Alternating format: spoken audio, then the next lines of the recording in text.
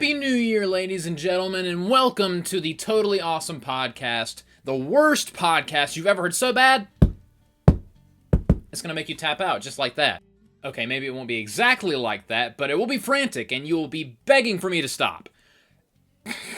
Okay. 2024 has come to a close. It is now 2025, and this is the first video of the new year. And it's an idea that I had about a month ago, leading up to the release of Sonic 3, which I've seen multiple times at this point. Both me and Sean McCarty need some serious help with our blue hedgehog obsession. And our friend Skylar needs to get obsessed and to ditch that loser plumber that he's... Alright, Skylar's gonna be very annoyed with that. Sega does what Nintendo don't, and that includes making banger movies. The Super Mario Bros. Movie was fine. But anyway, back to the topic at hand. This is an idea that I had a while ago because I've seen several movies this year. I've seen about 13 movies. Yeah, I've seen 13 movies this year. And I like to list things, and I wouldn't be the first time I've done a ranking video. I did a Marilyn Manson album ranking. I did my top 20 favorite video games earlier in 2024. So this isn't entirely new territory for me, but it's not going to be overly edited like those videos. It's just going to be, a podcast. It's just going to be me talking with a handful of JPEGs. I hope you enjoy these beautiful JPEG images that I ripped straight off of Google Images. That's when the real effort goes in, copying, pasting images to my video editing software. I put a lot of hours into this video, and by a lot of hours, I mean exactly one. So... yeah, this video is me talking about every movie that I've seen this year. Again, I've only seen 13 movies. It's not all that much. And I'm going to be ranking them from my least favorite viewing experience of the year to my favorite viewing experience of the year. Movies that I've seen in theater or on websites of questionable legality. I don't stream because streaming is for bitches. DVDs, ladies and gentlemen. I am a big fan of physical media. I don't even like Blu-rays. That's how retro I am. Give me my VCR. Where's my VCR? The youngins these days probably can't even spell VCR, much less know what it's used for. I'm going off on multiple tangents. I just had a monster, so I'm probably not okay as we speak. I'm a little erratic. But yeah, so I'm going to be talking about every movie I've seen this year. And there's probably going to be a point where people watching or listening to this are going to be like, why haven't you talked about this movie? This movie I really like, why aren't you talking about it? Or this movie I really hated, why aren't you talking? If that thought crosses your mind, then the simple answer to that question is I haven't seen it. If I don't talk about it in this video, then that means I haven't seen it. There's a lot of movies that have come out this year where I was like, you know what? I'm good. I'm going to go ahead and spoil it. I have not seen Madam Web. I have not seen Craven. I have not seen, what's another bad movie that came out this year? I haven't seen Wicked. I actively avoided Wicked. Although I did the story about how the toys that were sold that had the Wicked.com web address on it that led to porn sites. That's the most entertaining thing that came out of that movie. That and how anorexic Ariana Grande is becoming. She's going to have to change her last name. What's the opposite of Grande?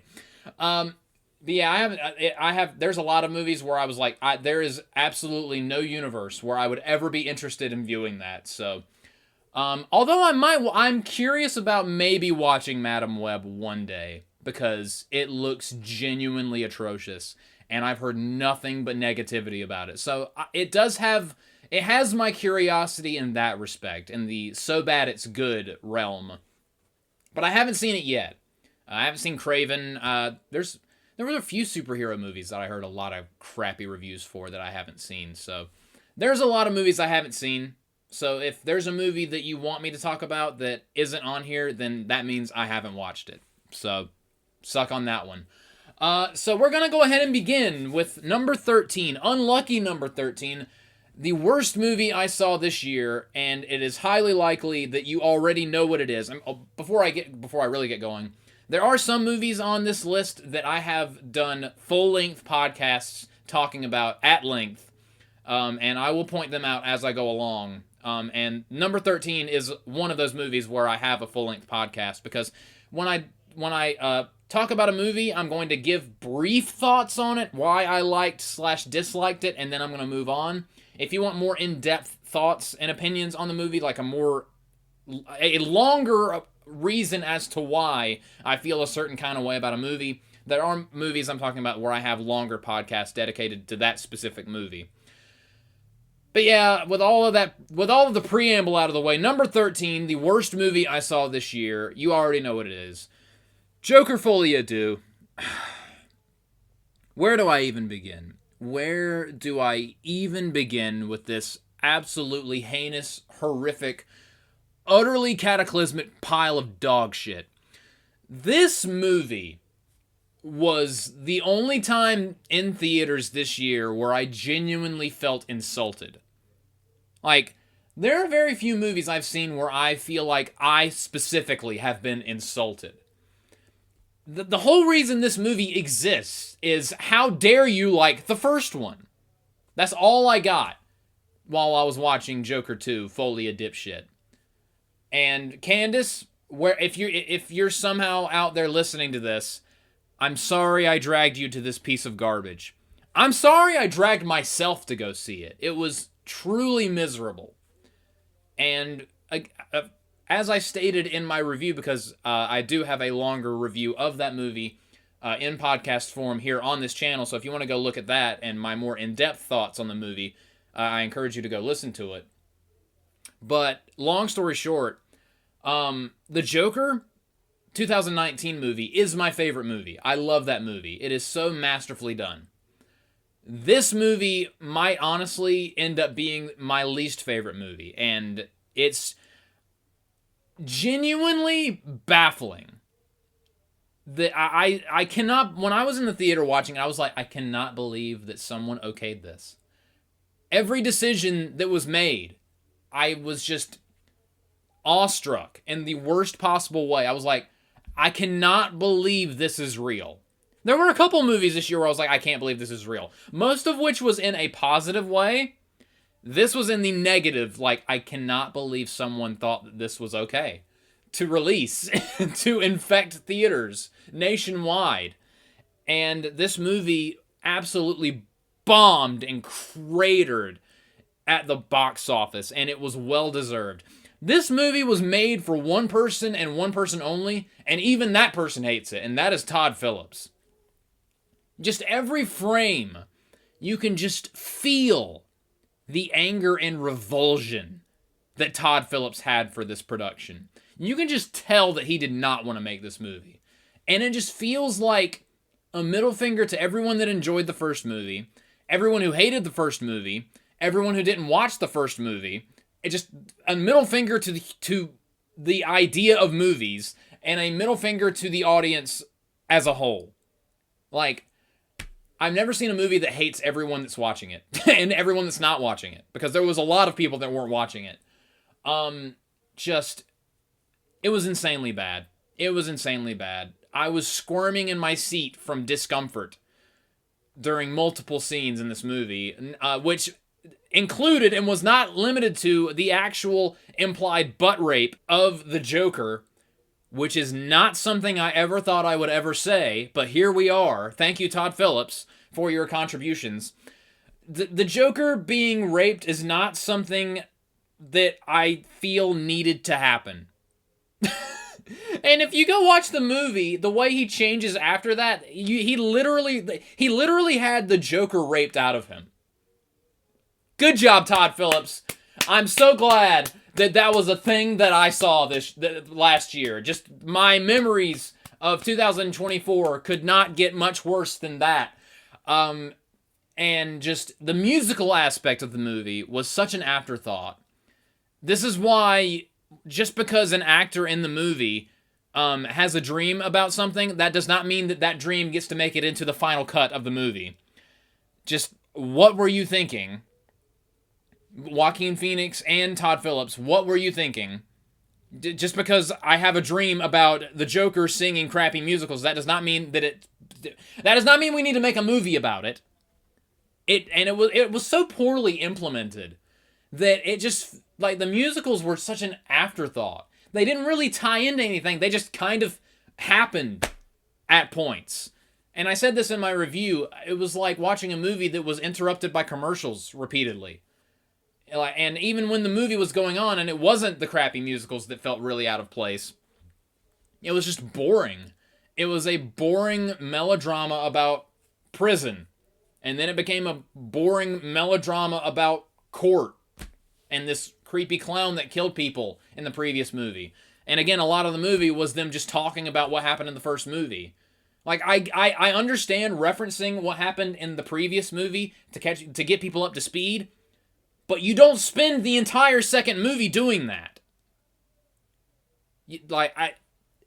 And of course the ending was just a gigantic fuck you to the human race, where that random inmate murders Arthur and slashes his face open.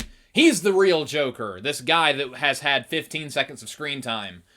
This movie was just utterly horrific in every conceivable manner. Everything about this movie... Okay, there was really two things about the movie that was actually decent. The cinematography and overall just the atmosphere and the aesthetics of the movie. The sound design, the costumes, the cinematography, all of that was top notch and arguably better than the first movie. And the acting was really good. They weren't given shit to work with, but they tried. They were the worst part is you could actively see them trying with this utter garbage of a script. This utter pile of crap that Todd Phillips tried to pass off as a script. And all you need to know is just the reception to this movie. Like, the reception tells the story. Like, this has a D on CinemaScore, which is unheard of for comic book movies. And it lost millions of dollars at the box office. From this and Warner Bros. Reacquisition of AEW, despite the absolutely horrific year that AEW has had, just further goes to show and prove to me that the people that are in charge of Warner Bros. Took that scene from The Dark Knight where the Joker lights a stack of money on fire. They took that a little too literally. And they're like, we should actually do that. Not the meaning of it. No, let's just burn mountains of money because we're insane. Like the business practices and decision-making skills, or severe lack thereof, of Warner Bros. Discovery needs to be studied. How much cocaine are these studio execs on for them to approve any of these decisions? Like, how much Adderall? What are these people on where they're like, Joker 2, Tony Khan, let's do it. Let's burn every form of currency known to man as fast as humanly possible, and then act confused as to why our business is falling apart. I honestly don't know what these people are thinking. These decision-making skills, or severe lack thereof, as I previously stated, just, it boggles the mind. It is truly mind-boggling. But yeah, absolutely the worst movie I saw this year. The only movie where I legitimately, halfway through, contemplated getting up and walking out. Like, I literally wanted to turn next to Candace and say, this sucks. You want to just leave and go do anything else? You want to go just watch traffic? You want to jump into oncoming traffic? Do you want to, like, set this theater on fire? Just awful. Awful. What a terrible, terrible movie. I genuinely cannot believe that this is a real thing that happened. And it honestly makes me love the first movie more, because the first movie, there was passion behind it, and Todd Phillips wanted to do something, and he did it. It felt like there was a reason why the first Joker movie existed. He had a vision for a bold take on one of the most iconic villains of all time, and in my opinion, he succeeded with flying colors. This movie was, let's take all of that and burn it to the ground, and piss on its ashes, and tell everyone that liked it you're wrong for liking it, and everyone who didn't like it you're wrong for not liking it. Well, if you don't want us to like it or like it, then what do you want? Is this just regret? Do you just wish you had a time machine so you could go back and unmake the first movie? Like, someone needs to study Todd Phillips's brain, if he has one, because I'm not so sure. This was such a horrific decision. This was such a terrible, terrible experience. So yeah, number 13, easily the worst movie I saw this year. A movie that I genuinely think hates me more than I hate it, which is saying something, is Joker 2, Folia. Joker Folia dead to me now. So number 13, Joker 2. Moving on from a movie that I absolutely hated to a movie where I was like, well, it's definitely not good. It's definitely bad, but I don't hate it. There were a few things in it that I enjoyed. A lot of people really hate this movie. Like, really, really hate this movie. Number 12 is the 2024 remake of The Crow with Bill Skarsgård, who was honestly in a lot of stuff this year. He's actually in a few movies on this list. I think 2 movies on this list. This was definitely the lesser. This was definitely the lesser of the movies. But yeah, this Crow movie is definitely not a good movie. And I kind of wish that I spent my money a little bit more wisely. But I saw it, and there were a few things that I enjoyed. Like, the action, I thought was good whenever it happened. There were some cool ideas that were executed very poorly, but there was some cool concepts, and when there was action, the action was cool. Everything else, though, just crap. Pure and utter garbage. But again, I didn't hate this movie as much as a lot of other people hate this movie. Like, my favorite movie critic on YouTube is Jeremy Johns, and every year, at the end of the year, he does top 10 best movies of the year, per his opinion, and top 10 worst movies of the year, per his opinion. His number 1 worst movie of the year was The Crow, which honestly surprised me a little bit, because, in my opinion, Joker Folia Do is far worse than The Crow, but, I mean, it could be a case of splitting hairs. They're both not good. I just feel actively more insulted by one as opposed to the other, where I was mostly just bored the entire time. There was no real reason to reboot The Crow, and this movie just felt like a modernized version in the worst way possible, where it just completely misses the point. Like, after I got home from the 2024 Crow movie, I rewatched the 1994 Crow movie, and it is infinitely better in every conceivable way. Like, just everything about the 2024 one was mediocre at best, and just a giant mess. Just very, very messy at worst. Whereas the 1994 movie was cohesive and, good. There was plenty of action. I was never bored once. And I just don't know why they felt the need to, let's do it again with Bill Skarsgård, and let's make Eric Draven a freaking crackhead. Let's make Shelley a crackhead too. And honestly, that's one thing that really kind of soured me on the movie is, in the first Crow movie with Brandon Lee, who was awesome in that movie, you like Brandon Lee and Shelley. Like, they're seen as, yeah, they're in a terrible, crappy town, but they're like the few rays of sunshine in that town. That's why it's so tragic when they're murdered. And even when Eric Draven comes back as a specter of vengeance, he still helps out people that he likes. He's still a good person. He's funny. He's intelligent. Yeah, he's undead, but he still has a personality.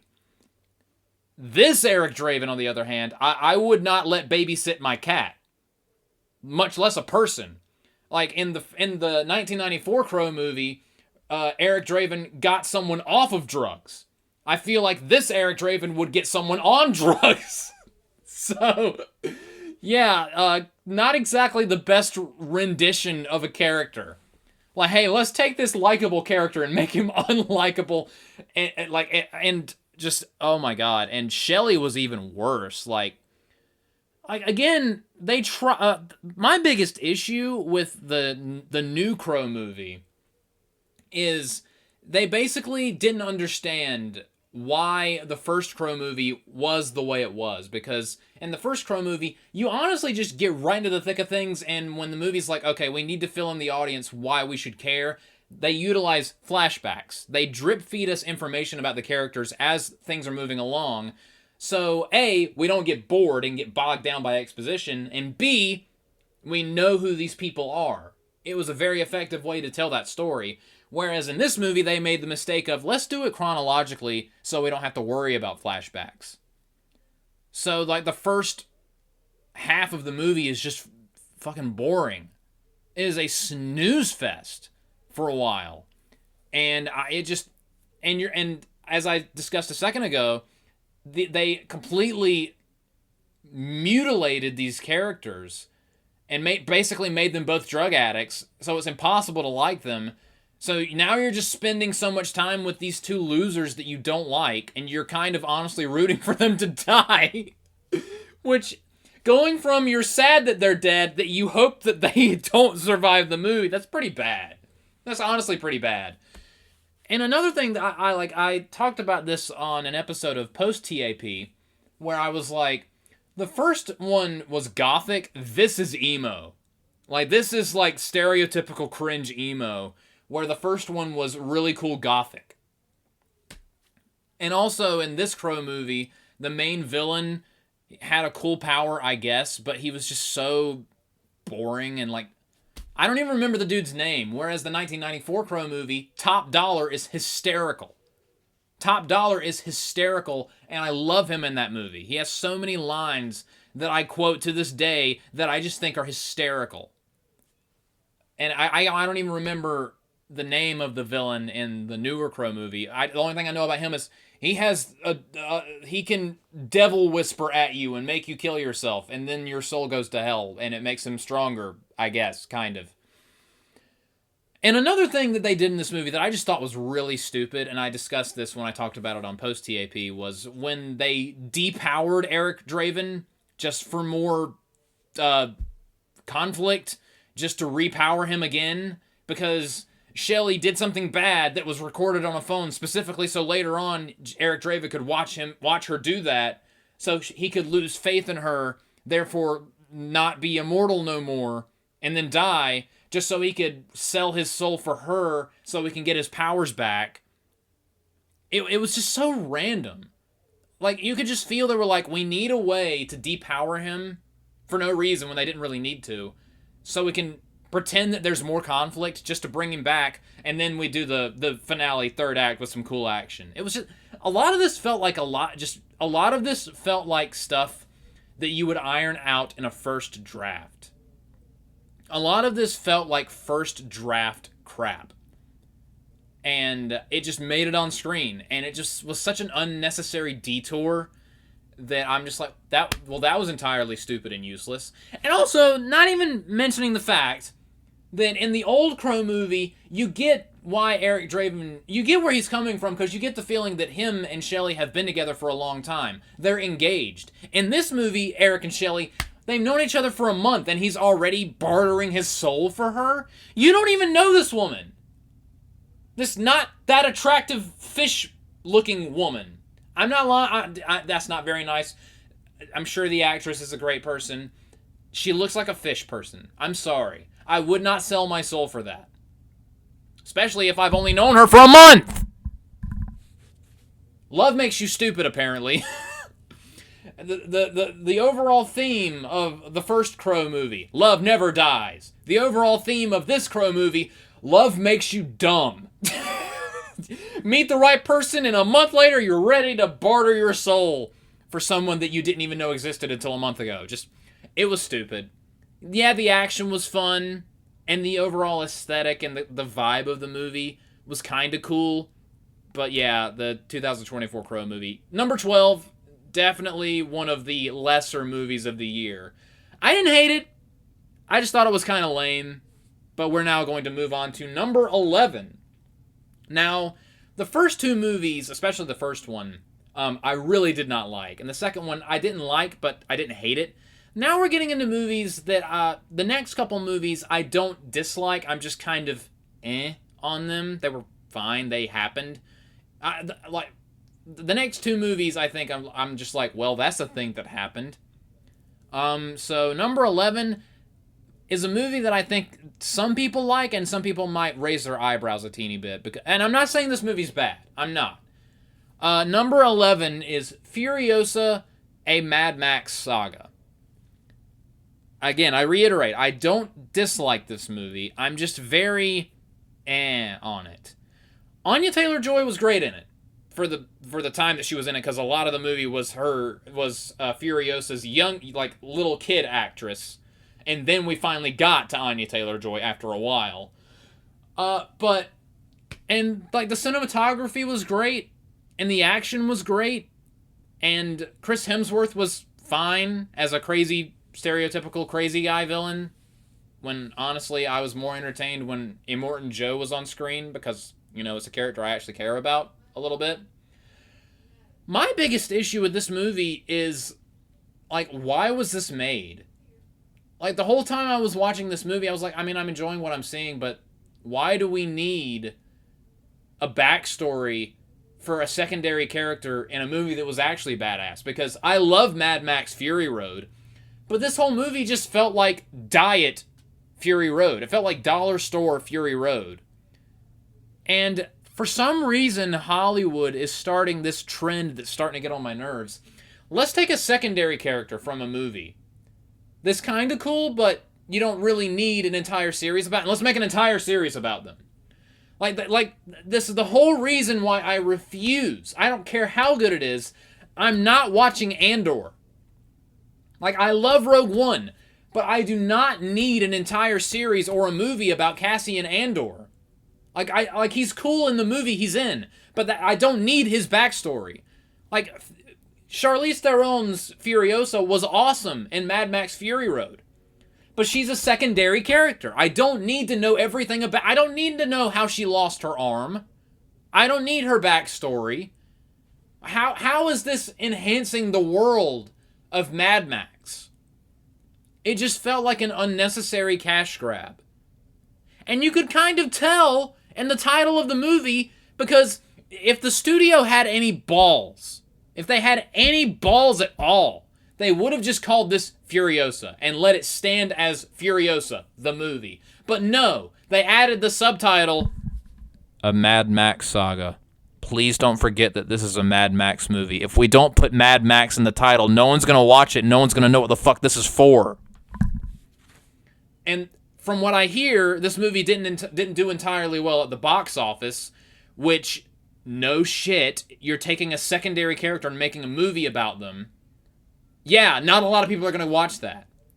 If you make another Mad Max movie about Mad Max, people will come and see that. But this isn't...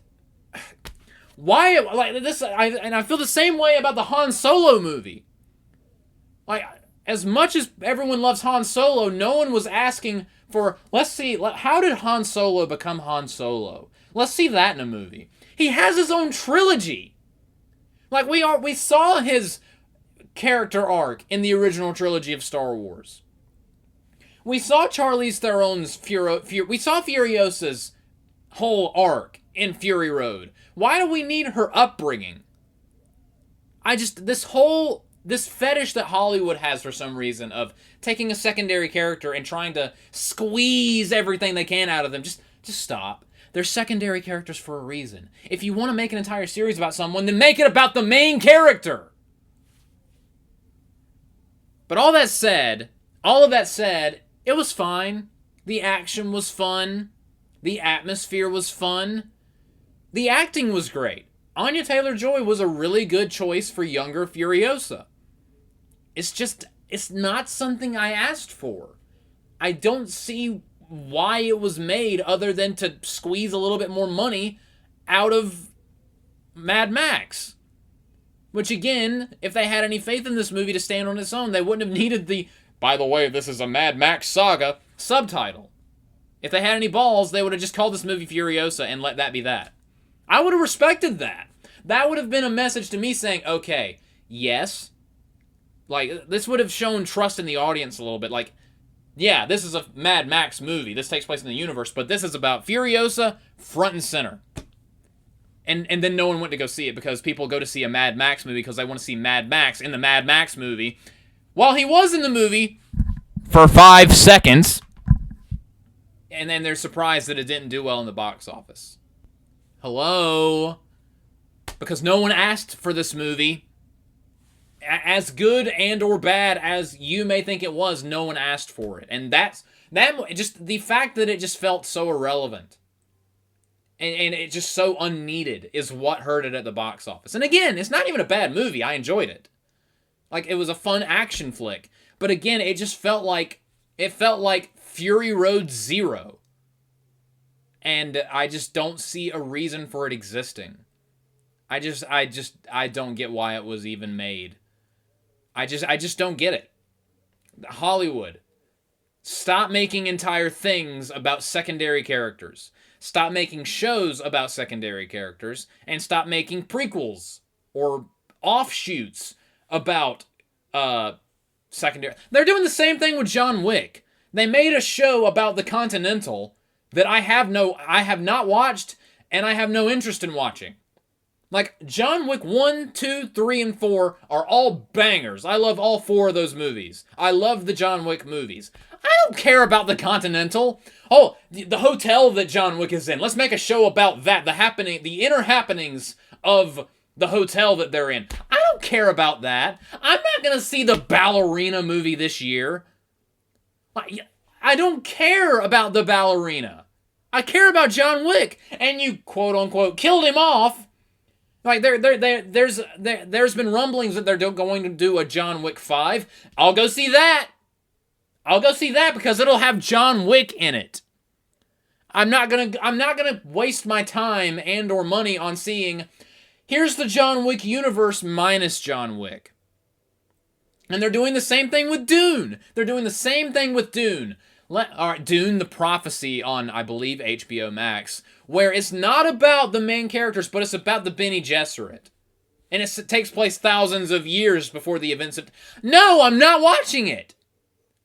Stop doing that! I'm not watching Dune, the Bene Gesserit show.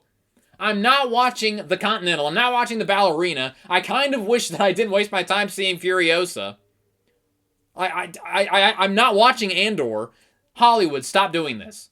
This entire section of me talking about Furiosa is Hollywood. Stop trying to squeeze every single little bit of energy and just minutia out of secondary and tertiary not even just characters, just this location. Let's make a show about this location. Why isn't anyone watching? Let's make a John Wick show about the frickin' building. No shit, no one's gonna watch that. I don't know if people have watched. Has anyone watched The Continental? Let me know down in the comments. Have you watched The Continental? If you haven't, this is exactly why. Because it doesn't have John Wick in it. That's why. Let's make a John Wick thing with no John Wick. Speaking of making an entire thing with the thing removed from it, we're gonna go from number 11, Furiosa, to number 10. At least I think it's number 10. Let me consult, because I do have my list with me. Yes, number 10. My 10th favorite movie of the year. I know, what a ringing endorsement. Venom 3, The Last Dance. From, let's watch a Mad Max movie with no Mad Max, to, let's watch a Spider-Man movie with no Spider-Man in it. Hollywood, what the hell is wrong with you? What is this fetish that you guys have? What is this fever that you have? This feeding frenzy of, let's make a universe, and let's make a series, and let's make a movie, and take the most interesting part of it out. You have any idea how badly the Spider-Man with no Spider-Man movies have been doing? Like, the only ones that have been doing semi-decently are the Venom movies. Like, again, I have not seen Madam Web. I don't care about Madam Web. I might watch it because I've heard how absurdly, obscenely awful it is. But like Kraven, I'm not watching Kraven. I don't care about Kraven. He's a bad guy, and not even one of the more popular Spider-Man villains. The only reason why I went to go see Venom is because I like villain. I like Venom. He's like my favorite Spider-Man villain. He's one of my favorite villains. But even then, I'm like, this would be so much better if Spider-Man was at least tangentially involved. Which he's not. He was kind of hinted at it in Venom Let There Be Carnage, kind of, and in No Way Home, but then they did a grand total of nothing with that. Yet. Keyword, yet. But as for... Back to the point at hand, number 10, Venom The Last Dance. I know there are going to be some people who are like, you liked Venom 3 more than Furiosa? Yes, I did! Because I actually kind of see a point for this movie existing. Because, like, as much crap, as much deserved shit as the Spider-Man-less Spider-Man Sonyverse gets, as much crap as they get that is deserved, I enjoy the Venom movies. Like, I really like the first Venom movie. Venom Let There Be Carnage, honestly, was kind of disappointing. It's my least favorite of the Venom trilogy. And then Venom The Last Dance, I actually really liked. So if I had to rank the Venom movies, Venom 1 is my favorite. Then Venom 3, The Last Dance, is the middle. And my least favorite is Venom 2, Let There Be Carnage. How do you have Carnage in a rated PG-13 movie? How do you not have rated R Carnage? Like earlier today, me and my mom watched John Wick Chapter 4. There was way more carnage in that movie than the movie that actually has Carnage in it. Why? Just put Venom and Carnage in a rated R movie and just let them go hog wild. That's literally all we wanted. And you gave us pee-pee poo-poo fart Band-Aids, no blood. We're going to hint at blood, but not show you any blood. Also, Cletus and Carnage aren't one that they argue over this girlfriend that Cletus has for some reason. Let There Be Carnage, honestly, was kind of lame. There were some cool parts of it, but we're not talking about Let There Be Carnage. We're talking about Venom 3, The Last Dance, which I'm not going to sit here and say that I thought it was a good movie, but I was entertained.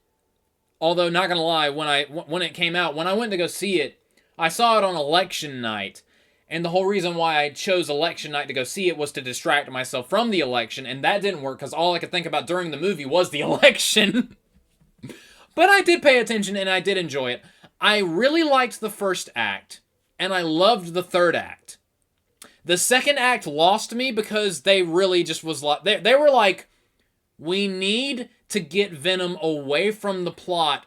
We need to get Venom and Eddie Brock away from the plot somewhat and have them fuck around in the middle of nowhere for some reason so other things can be set up and happen somewhere else. But they need to be away from it. How are we going to do that? What do we do? What do we do? I got it. Genius. I have a brilliant idea. They're going to get stuck in a car with a bunch of hippies who want to see aliens in Area 51. Genius. Give this man all of the money. I have all of my Pizza Hut tip money right here. Take it. Just take all my money. Take it. This is the part of the podcast where I absolutely lost my shit. You hear my money right now. This is all the money I'm going to give to whoever came up with that genius idea of let's put a family in the movie. Specifically to distract the main character from the objective so we can pad out the runtime and have a second act. This movie didn't really have a second act. This movie had an interruption. Why was the family even there? If you took everything about the stupid hippie family that wanted to see aliens out of the movie, nothing would change. Literally nothing would change. Another thing this made me think of was in the theatrical cut of the Justice League, as people affectionately have redubbed it, the Justice League. All that made me think about is that scene in the Justice League where the Flash saves this random Russian family, and that's only in there just to give the Flash something to do. That's what this felt like. Except it didn't give Venom anything to do. It gave him it was an unnecessary side quest. It was like we were playing a game. It was like I was playing Sonic Frontiers, and I'm nearing the final boss with Supreme in the end, and I'm like, but first, just to make this last a little bit longer, because I don't want it to end just yet, and I need something else to do to pad out the runtime, I'm gonna go over here and I'm gonna fish with Big. I'm gonna fish with Big to get some more power-ups, some more HP. That's what this entire detour felt like, and I hated it. And even like the completely unnecessary dancing queen scene with Mrs. Chin, that I at least thought was funny, and I knew that Andy would appreciate that. And I still kind of want to show Andy just that scene, because that was funny. But this whole subplot with the extra family was just so useless, and such a glaring just distraction from the rest of the movie. Again, if you took that whole thing out, literally nothing would change apart from you'd have 2 acts instead of 3, and the movie would be way shorter. Again, we did not need that. We did not need that. But everything else I liked. Everything else I liked. Tom Hardy is magnificent as Eddie Brock and Venom. I love their banter. It's the best part of the best part of this entire trilogy is the back and forth, the bromance between Eddie Brock and Venom. They absolutely kill it every time. And the action is a lot of fun. I actually think the action in this movie was the best, especially the third act, where we basically got an Avengers Endgame scene where you got to see all these different symbiotes and all their different abilities, shapes, sizes, and colors just go hog wild against Null's xenomorph, alienomorph, whatever they're called, monsters of doom that can't be killed. That was cool. That scene where it was like all of the symbiotes versus Null's monster force of death, doom, and destruction, that was cool. That was cool. And I do like the ending. And I think another thing I really loved in this movie was Null. Null was really cool. And they used him very sparingly, but I think they used him perfectly. Because this was because I hear a lot of rumblings that they're going to introduce him into the MCU. And he even hinted at it as much, because I think I could be wrong, but I think I've heard a lot of rumors that the next Spider-Man movie is going to be Spider-Man King in Black. And at the end of the movie, Null says, he calls himself the King in Black and basically says that he's going to burn everything to the ground, and you will watch. Null was awesome for the limited amount of time that they used him. And I think they used him perfectly. He was not front and center.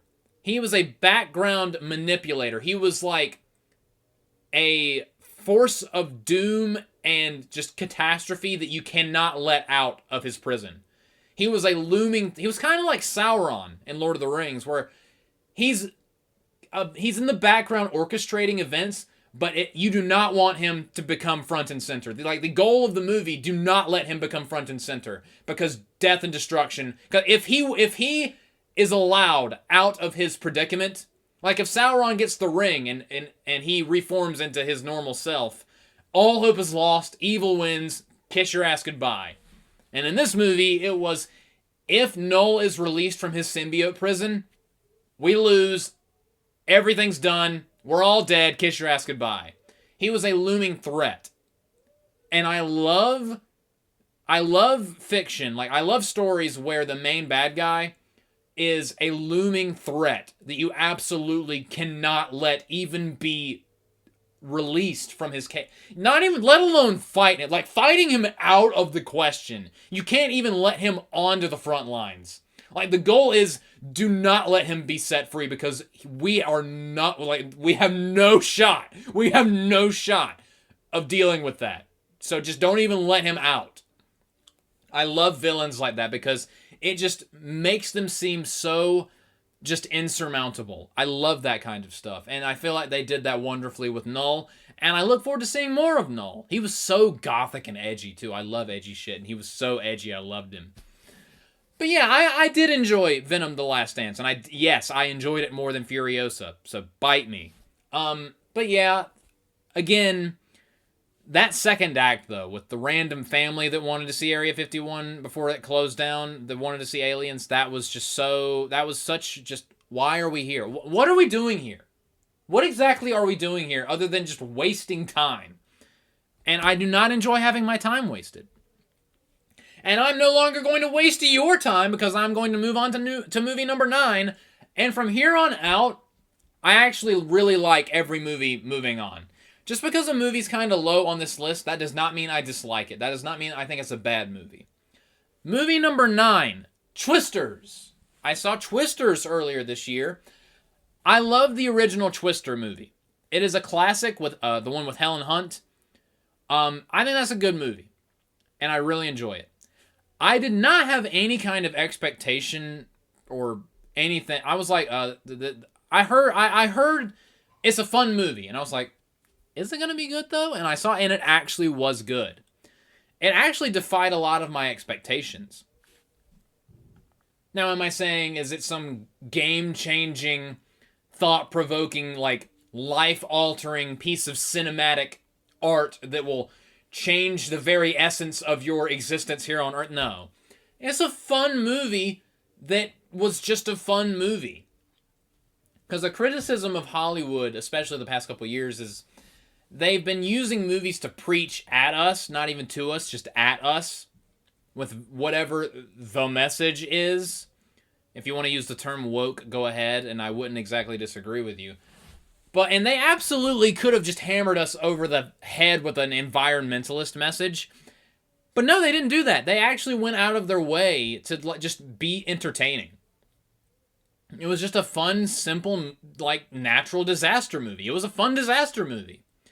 With an imposing villain just being tornadoes. The tornado's the villain. And it didn't feel like a slap in the face to the people that enjoyed the first Twister movie. It honestly was like, it was in the same world of the Twister movie from the... Oh, holy virus protection interruption there, computer. Thank you very much for that, laptop.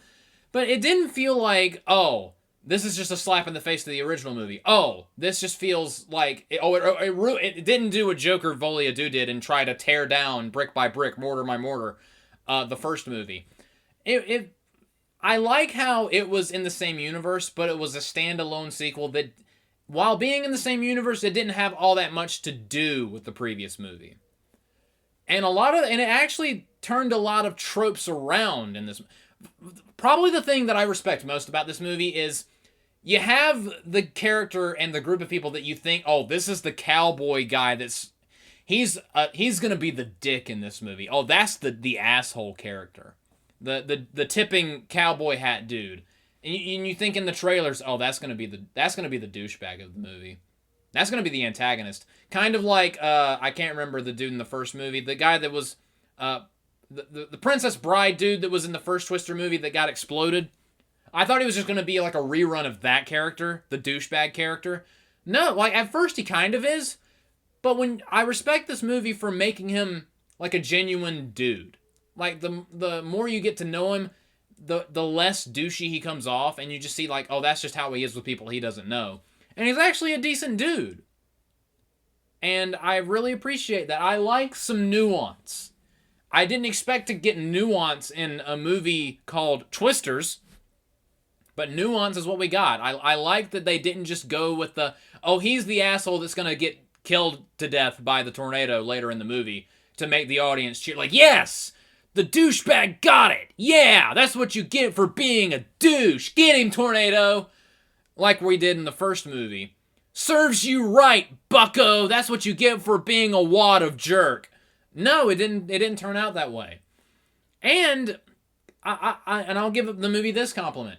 The main actress, and I'll actually extend this compliment to Furiosa. I actually forgot to bring this up.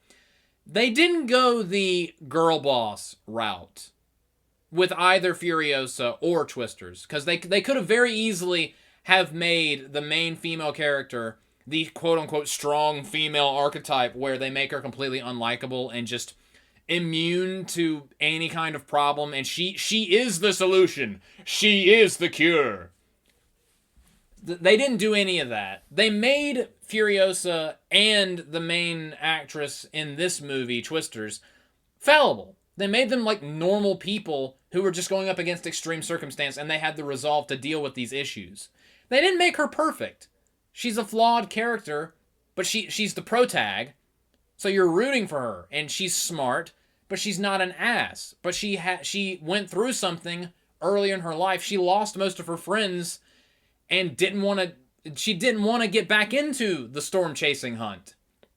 But she was dragged back into it, and when a problem arose, she answered the call reluctantly, but she did it. And we like those kinds of characters, not the girl bosses who never do anything wrong and are just there to put those stupid men in their place. Yeah, that's right, you men being men with your penises and whatnot. You stand in the background and look dumb and let me fix it. There was none of that. There was none of that in this movie. And honestly, that's part of why it did so well and was received so well by general audiences and some critics. I imagine there were a lot of critics who were like, this didn't cater to my progressive sensibilities enough. Bad movie. Yeah, those those disgusting normies that voted Trump like this movie. Okay, this is the part of the podcast where I get really political. But you know what I'm saying is true. Maybe the more progressive critics who think that every movie has to completely reflect their so esoteric and godly worldview of how the human condition should be. But no, this was a normal, fun movie made specifically for general audiences to enjoy. And we Hollywood needs more of that. We need movies with less of the message and movies that are just movies. We need more fun movies that aren't preaching at us. And that's what Twisters was. Should this movie win any awards? No. Like, is it exactly memorable? No, I can't even remember the names of any of the characters in this movie. But is it? I'm more just happy that I saw a movie where I didn't feel like I was in the middle of a sermon, if that makes any sense. That's honestly the biggest plus for this movie. And it was entertaining. It was a lot of fun, and I enjoyed watching it. And a lot of the tropes that it turned on its head, I was honestly kind of proud of the movie. Like, again, I'm very proud that they could have made the cowboy dude the dick of the movie, but they made him a character that you could understand. And I respect that. They could have just made him the Princess Bride dude where you're like, yeah, tornado, kill him! But no, they didn't do that. So yeah, Twisters is number 9. And now we're going to move on to number 8. The first horror movie of the list. I guess it's kind of more of a psychological horror movie. But we're moving on, number 8. A movie I actually watched yesterday. No, it wasn't yet. Was it yesterday or the day before? Might have been. I can't. My knowledge of the passage of time is not exactly quantifiable. Number 8 is Longlegs. This movie was very interesting. Definitely one of the stranger movies I've seen. I enjoyed it. Although I will say, my one criticism of the movie that keeps it at number 8, which again does not mean this is not me saying, oh yeah, this movie is just kind of eh. I think it's very good. It's just a little too slow in places. It's definitely a slow burn movie, and I appreciate those kinds of movies, but there are some movies that are a slow burn that are a little bit... There are parts where I'm like, all right, can we pick up the pace a little bit? Just a little bit. And that's honestly my only problem with the movie. Everything else I really like. The actress from It Follows, what's her name?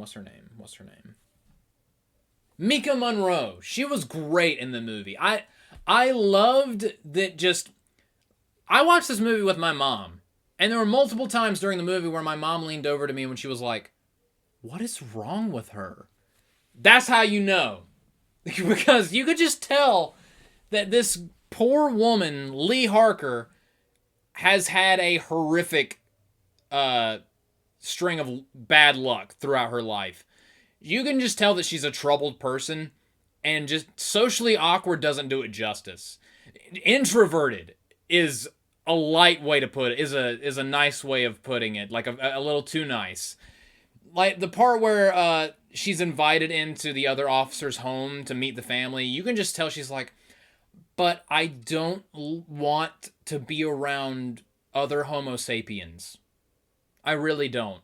I like solitude. I like knowing that no one else is anywhere near me. I don't even like myself that much, so please no. She played the extreme extrovert who just feels very uncomfortable with literally everything. She did that perfectly. She played that perfectly. She was so good in the movie. But bro, Nicolas Cage. I love Nicolas Cage, and it saddens me that he's come out and said that he doesn't like playing characters like this because he doesn't really like being violent, malevolent, vicious characters. He prefers being a good guy. But man, he was so good as Longlegs. He was out of his butt fucking mind in this movie. Like, he's always out of his mind in basically every movie he's in. But this movie, he went up a couple notches. Like, you want to see an absolutely batshit insane performance? Watch Nicolas Cage as Longlegs. Dude was out of his mind. Just to borrow a phrase from Moist Critical, he was off his gourd. Just every scene that he was in, he was absolutely cuckoo for Cocoa Puffs. Especially the interrogation scene. Which, yo, if I was sitting across from that dude, if I was interrogating this dude immediately after he headbutted the table himself to death, I would resign from my job, check myself into therapy, and say goodbye to a good night's sleep for the rest of my life. I would be forever traumatized if I was interrogating that. Especially the way he, like, just randomly went from when he was, like, swaying around in his chair in a circle, and then he just got really rigid and manic, and he was like, knock, knock! Like, oh my god, that was horrifying. Just the change in his personality to almost excited was just disturbing.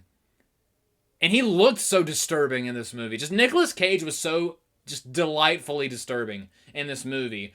And especially the part where he's alone in his car and he's like, Mommy! Daddy! Unmake me! That... how did he not rip his vocal cords to shreds doing that? Like, how do you even make that noise? And second, it was simultaneously absolutely hilarious and pants-shittingly terrifying.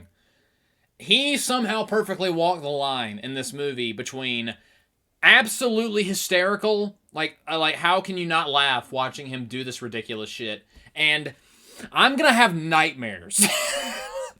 He balanced that perfectly in this movie. And another thing besides the acting, which I thought was incredible in this movie, I really love, like, the directing and just not even, like, I loved the directing and the cinematography and everything else, and the music was great. But more than anything else, I think this is the movie of the year where I liked the shot composition more than anything else. Like, the blocking and where they would place people in frame was just so inspired and just gave this aura of it just induced anxiety. Like, just the way they would position things in this movie. Like, far away, but in the middle, but in a way that was just kind of just... You just feel like something's gonna jump through the screen and tackle you and start screaming at you about how they wish their mommy and daddy would unmake them. It was creepy. Just the whole atmosphere of this movie was incredible. And that really goes down to the directing and just the shot composition in this movie was just absolutely immaculate. And I loved how even the aspect ratio would change. Like, when they would do flashbacks, it would cut to, like, a very, like, vertical aspect ratio where the actual picture was kind of tiny. Like an old-timey film, but then it would go back to present, it would be a more horizontal aspect ratio. Kind of like an older but still more modern movie. And there was even a scene where Lee was having a dream, and when she woke up, like, she was dreaming and the aspect ratio was the old one, but as she woke up, it slowly, like, the screen expanded just to A, disorient the crap out of you, and to show that she's waking up from a dream back to present day, even though she's not exactly sure where she is. Just all of that was so brilliantly done. This was such a good movie. Again, the only thing that kind of bogs it down is it's a little too slow at points. Like, there are points where I'm just like, all right, we get it, creepiness, weirdness, you're leaving a lot of breadcrumbs, but can we, like, pick up the pace? Come on, get to Nicolas Cage being weird. So yeah, number 8 is absolutely Longlegs. I highly recommend it. If you don't like slow movies, you're probably not going to like this. But anyway, moving on to number 7, another horror movie, Late Night with the Devil. Number 7 is Late Night with the Devil. And here I thought the found footage genre was dead. Or at least very much played out, which it is. I honestly haven't heard of one being released in a while. But this was a fresh new take on the entire idea of found footage. And basically the idea was this late night host brought a possessed girl on TV to try to get the ratings to spike because his show was not doing great in the ratings. So he did a publicity stunt inviting this demon-possessed girl onto a show, and it backfired spectacularly. The movie. This movie is publicity stunt with the devil backfires horribly on live television. The movie. And just everything about this movie. The acting was incredible. Just the old-timey, like, the way it just felt like you were watching, like, an old late-time show, an old late-night show, while some serious shit is going down. And this movie also was really good as far as, like, building up tension. The tension building in Late Night with the Devil was also incredible. And, like, I just can't get over how just it felt like just like, how do I describe this? It wasn't one shot, one take. It wasn't like one shot throughout the entire movie, like that movie 1917, I think it is. But it felt like just one continuous, unbreaking, just, it felt like this all happened in like an hour and a half, 2 hours. And it was impressive, especially considering how batshit crazy things get. I mean, yeah, you had the first couple minutes, which was the exposition, the backstory of your main character.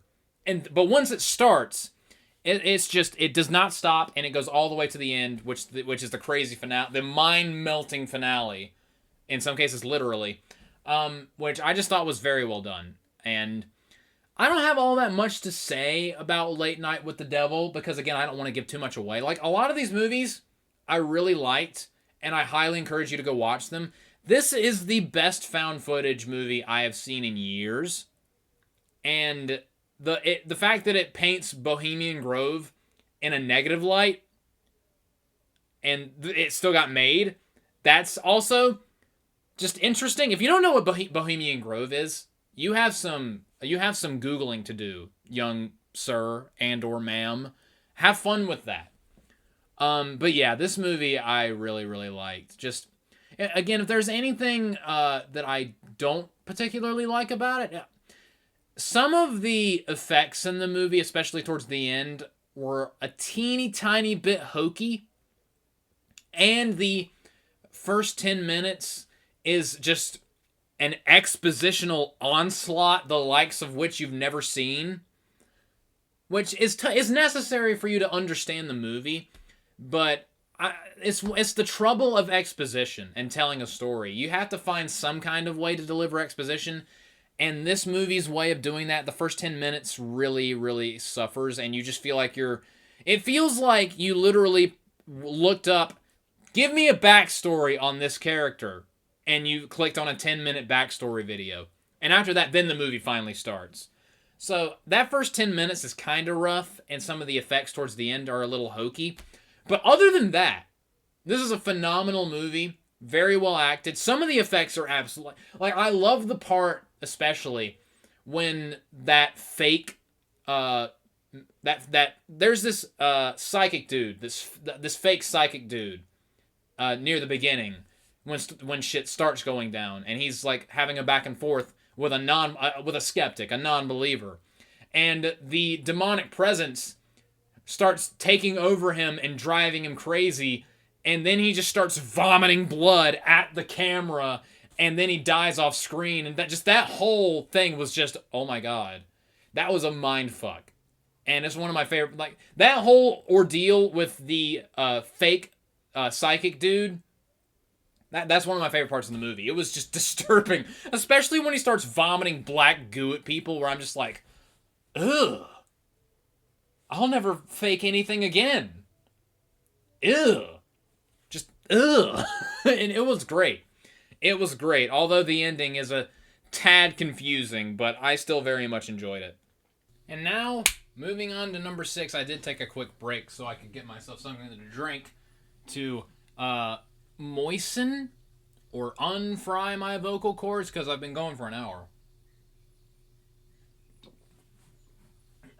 Sweet tea is the sweetest tea. If you drink unsweet tea, you are an uncultured swine, you're an animal, and you deserve to be locked in a cage. And things that weren't locked in a cage that I'm glad weren't because it was good, don't know, this transition is already off the rails. Number 6 is the only comic book movie that I saw this year that I didn't think was a steaming pile of garbage. Deadpool and Wolverine.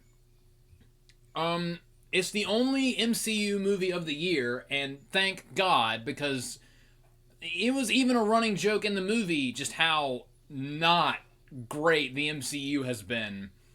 This was great. I love all 3 of the Deadpool movies.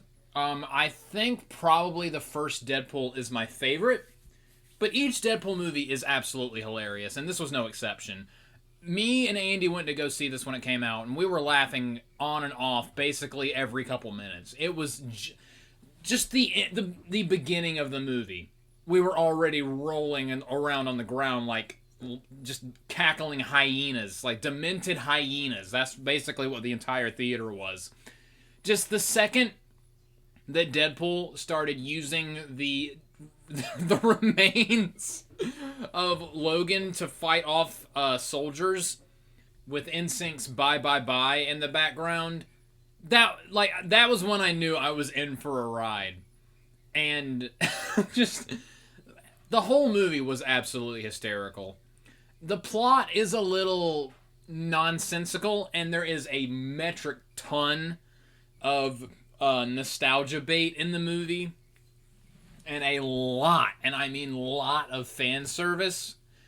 But at this point, considering how the MCU has just been turning out fail after fail after fail, they honestly kind of needed this. This hopefully was a signaling of a course correct within Disney and the MCU. But yeah, again, this was great. Ryan Reynolds and Hugh Jackman were fantastic. They had great chemistry. I love that even Wolverine was so tired of Deadpool's shit that he was like, I'm just gonna drink. I'm gonna drink rubbing alcohol, and Deadpool was like, yeah, fuck that liver. Oh, this movie was so hilarious. Even though the main villainess, I guess, Charles Xavier's twin sister from another universe, was kind of eh. The actress was great. But even like I was talking about wokeness earlier, this movie even made fun of wokeness. Like when she was in the wheelchair and she stood up and Deadpool was like, "Oh, ableism. That's not gonna go over with the woke mob."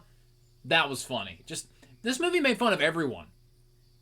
But I think some of the gags that had me laughing the hardest had to do with Nice Pool, and where he gently tapped on the fourth wall in such a bizarre, non-comedically inclined way that it went around the moon to just be a different kind of humorous, and Deadpool's just absolutely offended. That is not how you break the fourth wall, good sir. How dare you? Is that really what you think I do? How offended Deadpool got at that. And then, of course, Nice Pool getting shot repeatedly. And Deadpool going, what about your regeneration? How long does it take you to regenerate? And Nice Pool was like, regenerate? It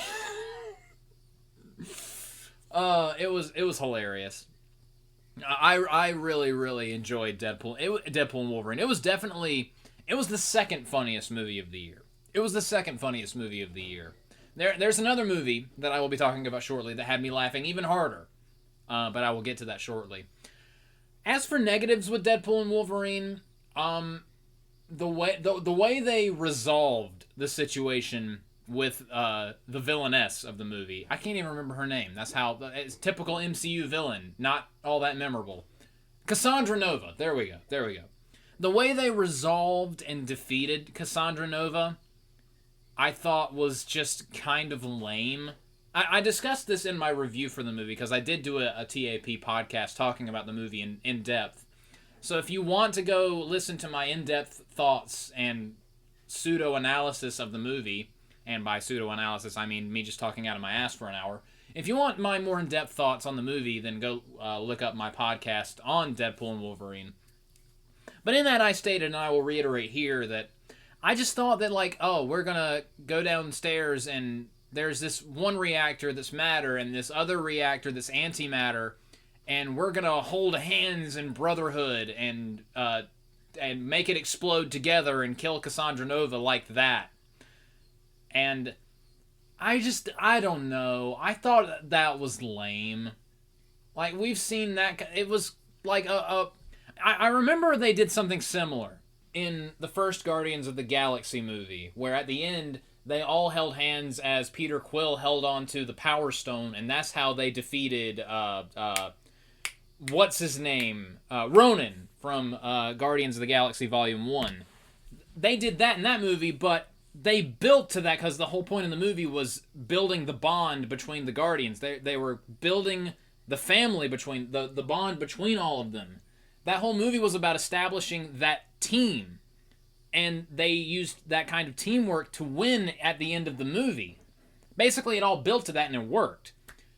And yeah, it built to the relation. The whole movie was building the relationship between Deadpool and Wolverine, but they could have found some other more interesting way to defeat Cassandra Nova. And what made it even lamer was when that Deadpool and Wolverine just survived. It made for a funny joke with that TV guy that had the posh accent. But that was funny. But again, it was like, oh, Cassandra Nova exploded, but Deadpool and Wolverine didn't because Madonna. I thought that whole thing was lame. Like, I know they didn't want to kill off Deadpool because, you know, that he's the moneymaker. They just brought him into the MCU and they want to ride his coattails. And like you said in the movie, they want to ride Wolverine until he's 90. But they could have, I don't know. The fact that they were holding hands and that's what defeated, the fact that they were like, let's together do this and overload this reactor and blow up Cassandra Nova and not suffer any consequences at all. I just thought that was kind of lame. I honestly thought the ending of Deadpool and Wolverine was kind of lame. But honestly, other than that, I really enjoyed the movie. I really loved the movie.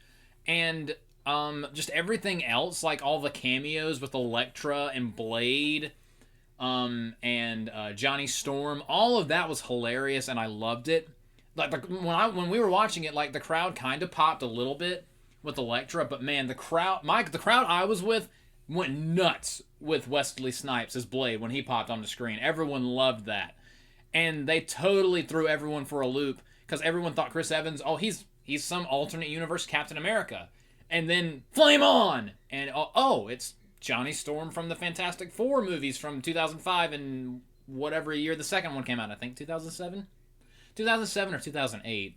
Maybe even 2006. I'm not sure. I can't really exactly remember. But no one was expecting that. And we got Pyro from X-Men. We got Sabretooth from the first X-Men movie.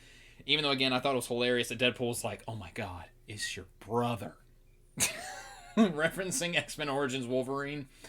And just the action in this movie was top tier, was like top notch. I loved it. And again, I'm kind of proud of Disney for allowing a hard R violent Deadpool Wolverine movie that pulled no punches and actually they were actually self-deprecating in the entire movie. He even joked like, "Yeah, welcome to the MCU, Wolverine. You're coming in at a bit of a low point." I love that they acknowledged that. So hopefully that shows that they're going to be going in a more positive direction. And I won't lie, even though them bringing back Robert Downey Jr. and I think Chris Evans is coming back as well, it is absolutely an act of desperation. I won't deny that, but I am looking forward to see what they do with Avengers Doomsday. I feel like one way or another, it's going to be interesting to see how that goes down. But as for Deadpool and Wolverine, I very much enjoyed it. Not the best movie I've seen, and if people are like, the plot's a little too disjointed, and I'm not going to sit here and say that movie should win an award, but it was a fun movie. It was absolutely hysterical. Disney showed that it's willing to poke fun at itself, and it was a good time. I very much enjoyed Deadpool and Wolverine. But we're going to move on now to movie number 5. A movie that genuinely surprised me, that I thought, I was like, how is this movie so good? How is this so good? The First Omen. Number 5 is The First Omen. Again, this was a good year for horror movies.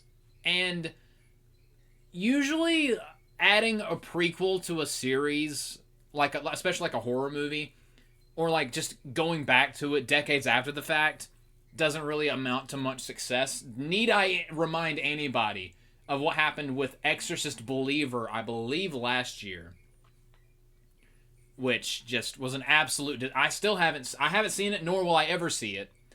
All I needed to know was that in Exorcist Believer, that Ellen Bernstein's character complains about the patriarchy, when the patriarchy saved her freaking daughter in the first Exorcist movie, to know, yeah, I'm good. I don't need to see this piece of crap. So I had my reservations about The First Omen. I wasn't entirely sure what to expect, but holy crap, The First Omen killed it. And the original, I remember seeing the third Omen movie when Damien Thorne is an adult and he has this super edgy haircut, and the whole movie he's complaining about the Nazarene. Kill the Nazarene!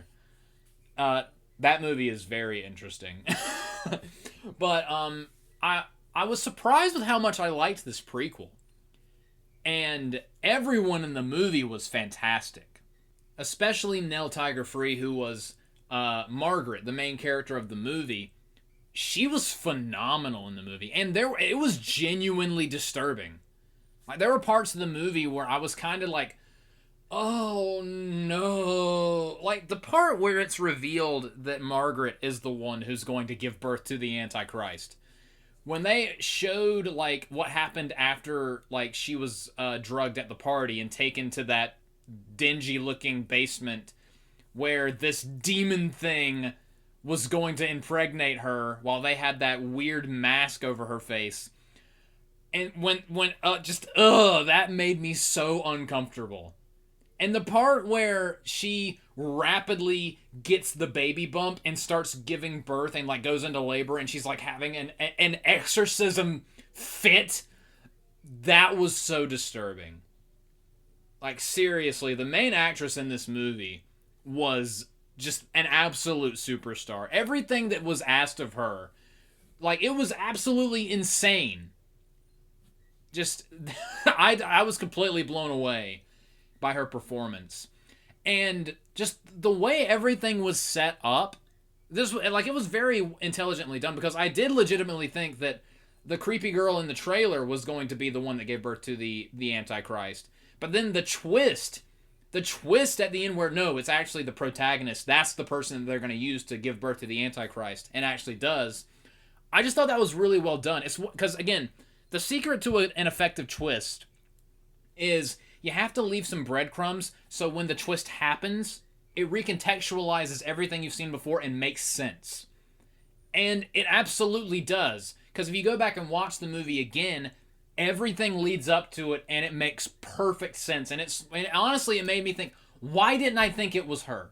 Why didn't I think it was her? It was expertly done.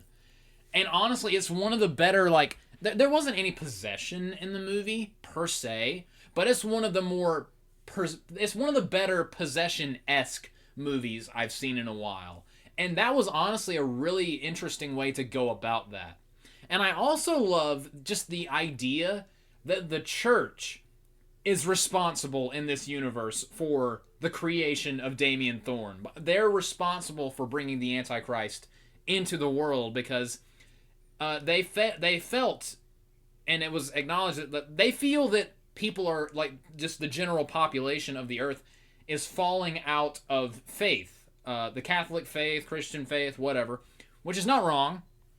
And that absolutely is a real thing, like, in our real world. But in the movie, they were like, people are falling out of... They don't believe anymore. We need to scare them back into belief. And they frame it as, well, because it's a good thing to believe. When in actuality, you can tell, like, their ulterior motive is, when the world believes, they go to the belief leaders, which is them. They say that they are doing it for God, but they're doing it because they want power. They use the church for power, which made them very effective antagonists because you can tell that's their modus operandi. So they're literally trying to create the Antichrist because they want more power. And I just think that that was a genius way to go about it. And I very much enjoyed this entire movie and the way it leads into the first Omen movie. I just thought it was really well done. Like, it was absolutely horrifying, and it did not pull punches, and it was very disturbing at parts. And I thoroughly enjoyed the first Omen, and I highly recommend it. Again, this is probably the movie that surprised me the most because I didn't know if I was going to enjoy it. Like, I heard rumblings about it. I was like, oh, they're doing another Omen movie. And I'm kind of in the mindset that, most horror movies kind of suck ass. But then I started hearing, no, actually, it's really good. So I was like, all right. And then I watched it, and I actually ended up loving it. Like, this is genuinely a very well-made horror movie. And I do highly... It's one of the better horror movies of the year. In fact, let me reconsult my list. In my opinion, this is the third best horror movie of the year. So I very much recommend it. And now we're moving on to number 4, a movie that I saw very recently, like a couple days ago. Number 4. Wait, let me make sure that I am at number 4. Okay, yeah, number 4. I didn't want to accidentally lose place, but number 4, Nosferatu. Nosferatu is number 4. You want to talk about atmosphere and building tension. This movie is, like, I criticized Longlegs earlier of, it's a slow burn, which is fine, but it took a little too long to build what it was trying to build to where we get to the payoff. Longlegs is still a really good movie. Nosferatu is also a slow burn, but I think it managed its time better than Longlegs did. Because there were parts of Longlegs where, again, I'll say it again, I was like, all right, come on, pick up the pace. Nosferatu starts off slow, but it doesn't stay slow as long as Longlegs did. Good luck with saying that sentence 3 times fast. But yeah, I just felt like the time management in Nosferatu was better. It filled us in on things we needed to know, and then it moved on. But I think better than any other movie this year, this movie nailed tone and atmosphere. It genuinely felt like an old school horror movie from years past, but successfully merged with the modern way of filmmaking. It felt like a love letter to classic horror movies. And it was very well done. It was very well done. And Nicholas Hoult was great. And he's really fond of being in movies where he's either up against or serving a vampire, because he was in Renfield with Nicolas Cage last year, and I actually really enjoyed that movie. It was either last year or it was 2022. I can't remember what year it was. I think it was 2023, but I do remember enjoying that movie. But Nicholas Hoult was great. I think this is because I think it was her name's Lily Rose Depp, Johnny Depp's daughter. I think this is like her first movie or one of her first movies. She honestly stole the movie. I think she had the best performance in the entire movie. Because again, this act that was like it was almost another take on a because all right, how do I phrase this? This wasn't a demonic possession movie. Kind of like how the first Omen was not a demon possession movie, but it felt like it at times because you could just feel a dark presence was taking over someone's mind. Take that and amplify it throughout the entire movie in this one because you could feel that Lily Rose Depp's character, Ellen, throughout the movie, like from the very first shot, it just felt like you're watching this woman be corrupted and driven insane by a dark presence.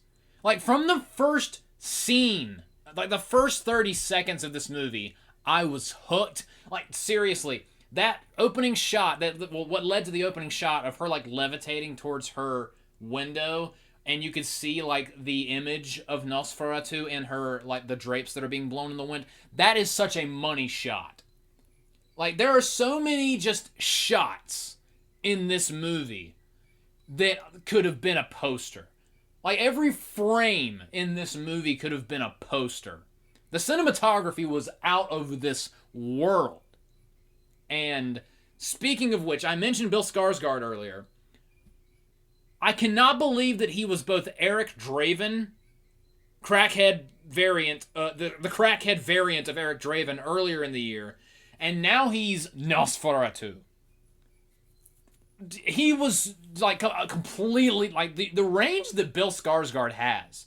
And I think I mentioned earlier, I saw John Wick 4 with my mom earlier today, and Bill Skarsgård's in that movie as a douchey, snobby, arrogant aristocrat. And he was Pennywise. The dude has range. Like, Bill Skarsgård is honestly becoming one of my favorites because that dude has range. But he was like just the personification of evil in this movie, where he kind of was the same as Null in Venom: The Last Dance, where he wasn't really... He's the main villain, but he's kind of like a background malevolent threat that you don't want around. But in this movie, he actually... Like, he's a background threat that's manipulating things that are to go in his the way he wants them to. He's manipulating events for his own benefit. But he actually somewhat succeeds. And he actually... My favorite part is when and how he, like, invades this town. Like, he invades the town on a ship that has a plague of rats on it that he basically controls. And he just, like, his presence is in this town is, like, bringing pestilence and famine and just misfortune. Just, the fact that he's in this town is causing people to die. Just, they did such a good job of just making him feel like a harbinger of doom. Kind of the same way they did Null. Except I feel like this movie is more of, like, if Null succeeded a little bit more. Just, I thought Nosferatu was fantastic. I will say, I do have one little criticism. It can be kind of hard to follow at points. Because there were a couple times where I wasn't entirely sure what was happening. They weren't exactly, like... Sometimes I was like, okay, explain what you're doing to me like I'm a dumb 2-year-old. So maybe this movie's a teeny bit above that might be a me problem, honestly, but I do think that this movie will go over some people's heads. But other than that, I enjoyed it. Oh, and another person I've got to give a shout out, one of my favorite actors, Willem Dafoe. Willem Dafoe was basically this movie's Van Helsing. He was like a slightly unhinged professor who's like, I also study the occult, because that's what the frick is happening right now. Willem Dafoe was great. He was an excitable Professor Nutcase, and he was great. Just this movie was fantastic. Just, I highly, highly recommend you go see Nosferatu, especially in the theater. In the theater, with the speakers and everything, and the big screen, perfect ambiance. It was truly a fascinating experience. And the fact that, like, they basically took a movie, a silent film from the 20s, and remade it, like, over, just a little over 100 years later. The fact that this movie is almost 100 years after the first Nosferatu movie, and it maintained that movie's essence and paid respect to it and was actually good. Say all you want about Hollywood, but some people in Hollywood actually know what the hell they're doing. I would not abandon all hope as far as Hollywood is concerned. Most of them are morons. Most of them are evil scumbags that have no idea what they're doing, and the only thing they care about is their own vanity and their status and their money. But there are some passionate people in Hollywood that actually know what the hell they're doing. There are still some quality filmmakers out there, and Nosferatu was a good example of just how to do a scary movie right. I mean, you're not going to see anything in this movie that you haven't seen 100 times before, but the execution is where it's at. I highly recommend Nosferatu. Again, my only criticism is sometimes it's not exactly clear with what exactly is happening, and you have to really pay attention. There could have been a teeny bit more, all right, so this is what we're doing and why we're doing it, instead of just not saying a word and things are just happening, and you're just like, well, that's fucking weird. Fucking weird, isn't it? This is a little strange. That's a thing that happened. I mean, I kind of get what's going on, but what? But yeah, and there were absolutely some disturbing parts.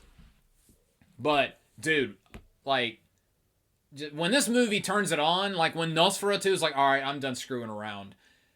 Probably one of my favorite shots in any movie this year is when he's reaching out a window to Ellen, and you can see the shadow of his hand covering the town. That was such a beautiful shot. I kind of wish they didn't put it in the trailer. I would have loved to have seen that for the first time in the theater, but that was such a money shot. That right there, I honestly would have made that the poster of the movie. But yeah, Nosferatu slaps. I highly recommend it. It's still in theaters, so I would recommend go watch it right now. It's still crazy that I'm still getting over. I still can't get over just how insanely great Bill Skarsgård is getting. Like, the dude has unparalleled range. But up next, ladies and gentlemen, number 3, my favorite horror movie of the year. Just the movie that made me the most uncomfortable in a good way. Whereas Joker Fully a Dipshit made me uncomfortable in a bad way, this movie made me the right kind of uncomfortable. Number 3 is The Substance, with Demi Moore and Margaret Qualley and Dennis Quaid. Bro. The Substance, like, similar to Nosferatu, every frame of this movie is a work of art. Like, literally every frame of this movie. And just the execution of this movie. It's not the most original idea, but the again, there's no such thing as an original idea anymore. But what can make or break a movie is the execution. It all depends on how you execute it. The idea of The Substance has been done before. It's not a new idea. But the execution was unlike anything I've seen before. Just the editing, the uncomfortable close-ups, especially whenever Dennis Quaid is on camera, who legitimately stole the entire movie and chewed up the scenery every time he was on screen. Just the way they would just zoom in and get uncomfortably close to something just to make you uneasy. And just the music, the score of this movie was just positively tremendous. And yeah, this movie wasn't exactly subtle. It wasn't trying to be. This is how to be unsubtle correctly.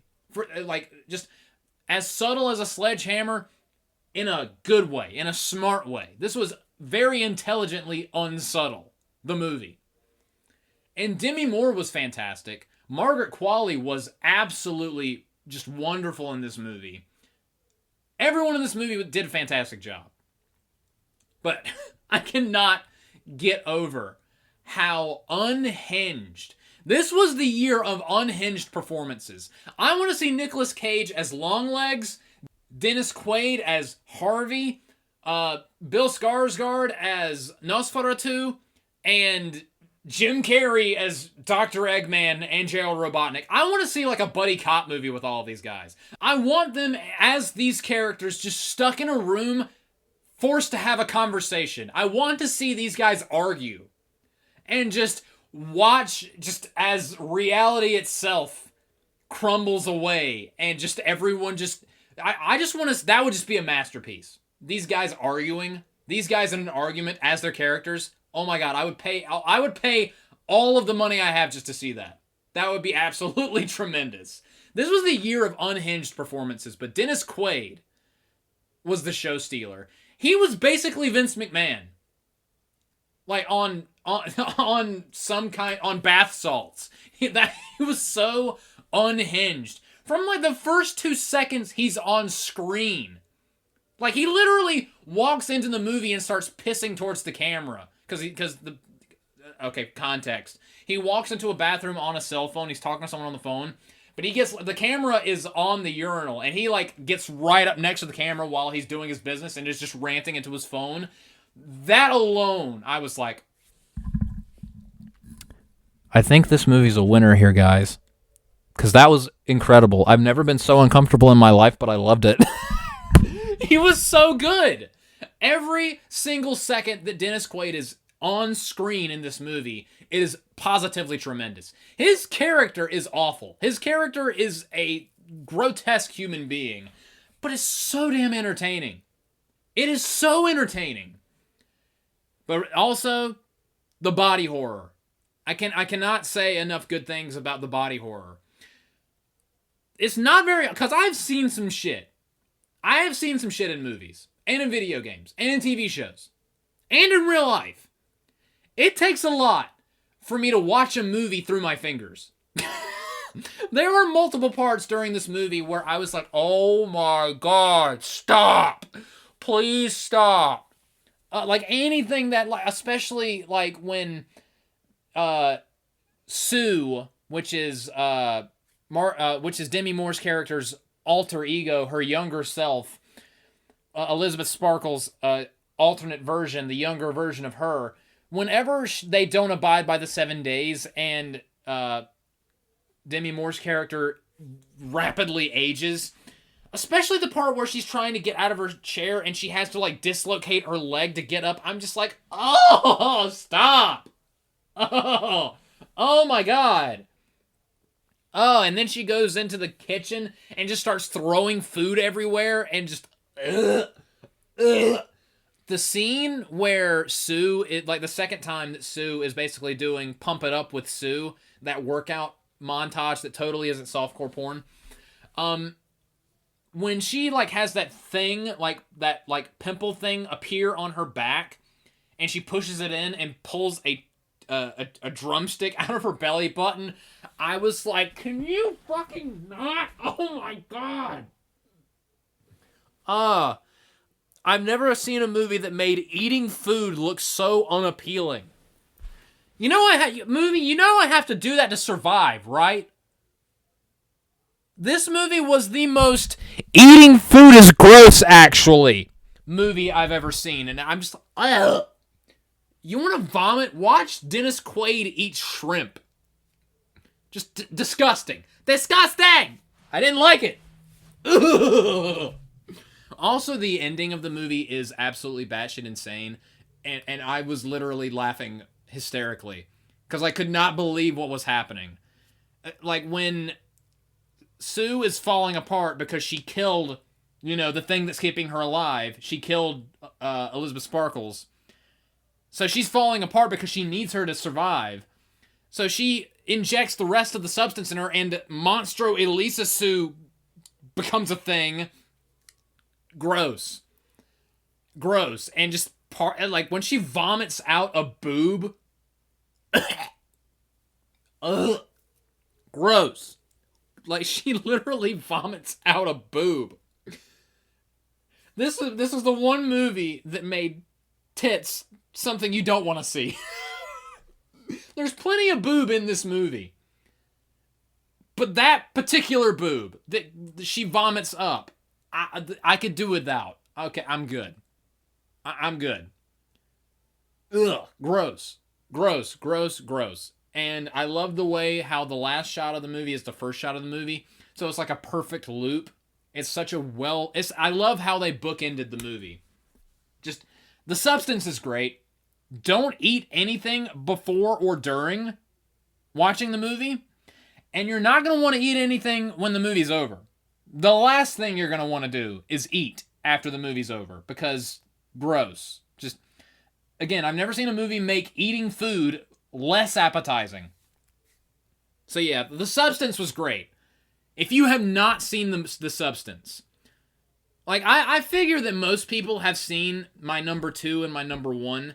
I don't think that many people have seen The Substance. Of all the movies I recommend you watch on this list, probably my number 1, you should watch this, just for the experience, is The Substance. If you have not seen The Substance, I demand you go watch it after this video is over, because I still have 2 movies to discuss.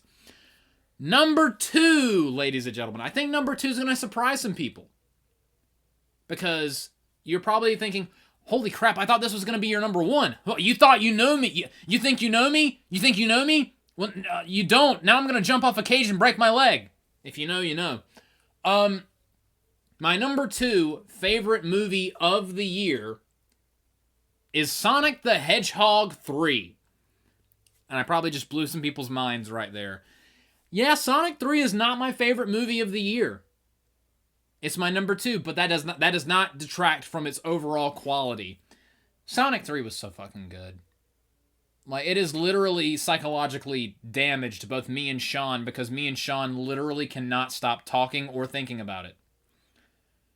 It's great. It is the greatest video game movie adaptation ever. Ever. Read them and weep, Skylar. The Mario Bros. Movie was good, but it ain't Sonic 3. Like, I love Sonic 1. And I love Sonic 2. A lot of people don't really like Sonic 2. I love Sonic 2, and I personally like it more than Sonic 1. Sonic 1 and Sonic 2 have nothing on Sonic 3. Sonic 3 is it's in its own dimension.